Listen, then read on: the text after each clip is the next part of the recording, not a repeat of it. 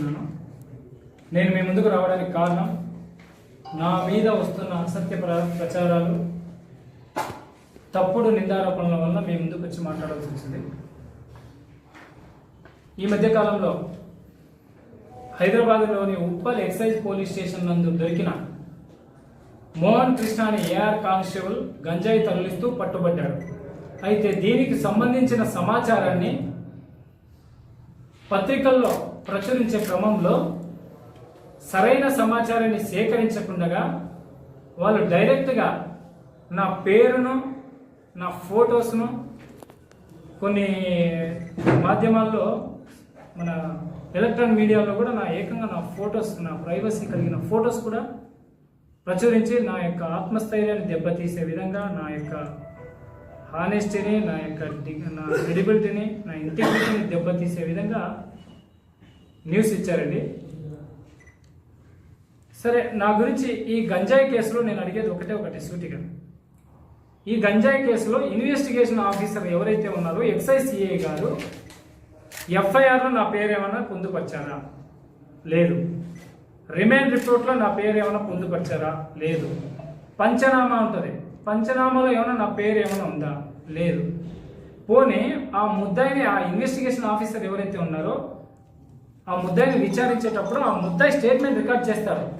నువ్వు ఎక్కడెక్కడ, నీ ఊరేది, నువ్వు ఎక్కడ విధులు నిర్వర్తించినావు, నువ్వు ఇంతకుముందు గతంలో ఏం చేసినావు అని చెప్పేసి విచారిస్తారు. పోనీ ఆ పిల్లోడి కన్ఫెషన్ స్టేట్మెంట్లో నా పేరు ఏమైనా రివీల్ చేశారా? లేదే. పోనీ అందులో ఇంకొక డౌట్, మీరు ఒక కారు గురించి చెప్పారు. ఆ కారు, ఆ స్మగ్లింగ్కి వాడిన కారు ఏదైతే ఉందో ఆ కారు నాదేని చెప్తున్నారు. అది 100% నాది కాదు. పోనీ ఆ ఇన్వెస్టిగేషన్ ఆఫీసర్ ఆ కారు సిఐ గారిదని మీకేమైనా చెప్పారా? లేదే. పోనీ ఆ కారు ఆర్సి నా పేరు మీద ఏమైనా ఉందా? లేదే. ఆ కారు ఎవరో నా యాక్టింగ్ డ్రైవర్, మేము ఉద్యోగ రీత్యా మేము మా అఫీషియల్ వెహికల్స్ మేము ఎంతవరకు వాడుకోగలమో అనంతపూర్ వరకు మాత్రమే వాడుకోగలం మా అఫీషియల్ వెహికల్స్. వేరే జిల్లాలో బార్డర్లకి ఏదైనా పోవాల్సి వస్తే ఏ వెహికల్స్ వాడతాం? ప్రైవేట్ వెహికల్స్ వాడతాం. ఆ రకంగా ఒక యాక్టింగ్ డ్రైవర్ యొక్క వాహనము ఇంతకుముందు వాడేవాళ్ళం. సెబ్బుకి వచ్చినాక నాకు ఆ పరిస్థితి కూడా లేదు. నేను 6.5 months సెబ్బు ఫామ్ అయినాక నిద్ర ఆరలేదు. ఒక రోజు నిద్రపోతే 2 రోజులు ఫీల్డ్లో ఉంటాం.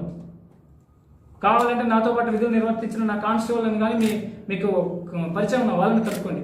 నేను ఈ 6 monthsలో ఎంత వర్క్ చేశాను, నాట్ ఓన్లీ నేను ఒక్కని కాదండి, నా టీం వర్క్, నా సబ్ ఇన్స్పెక్టర్స్, నా కానిస్టేబుల్స్ కలిపి మేము ఈ 6 monthsలో మాకు టైం దొరికితే నిద్రపోవడానికి టైం లేదు.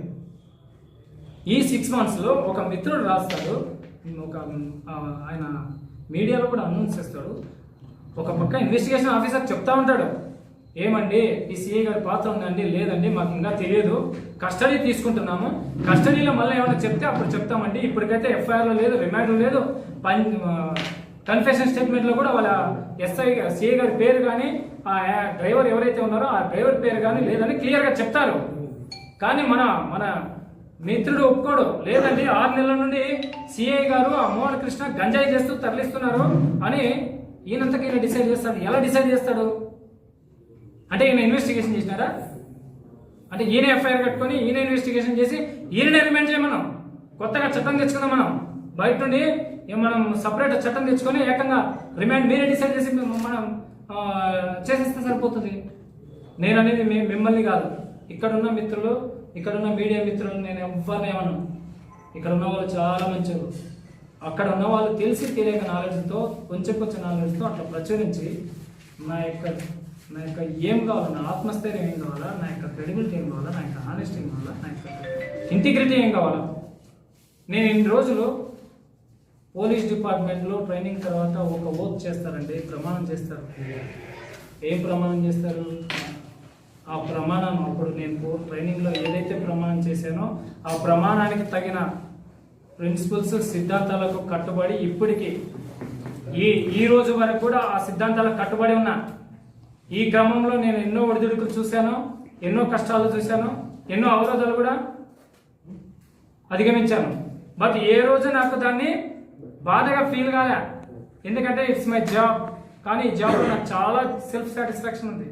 ఎంతో ప్రజలకు సర్వీస్ చేయగలిగాను, ఎంతో మందికి ఒక చిన్న వాయిస్తో ఎంతో మందికి హెల్ప్ చేయగలిగాను. Direct service